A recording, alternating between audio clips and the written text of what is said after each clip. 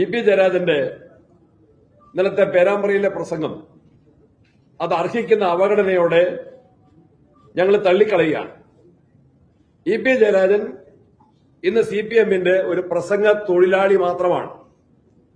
അദ്ദേഹത്തിന്റെ സീനിയോറിറ്റി അവഗണിച്ചുകൊണ്ട് LDF-ന്റെ കൺവീനർ സ്ഥാനത്ത് നിന്ന് മാറ്റാൻ എന്തുകൊണ്ട് CPM നിർബന്ധിതമായി?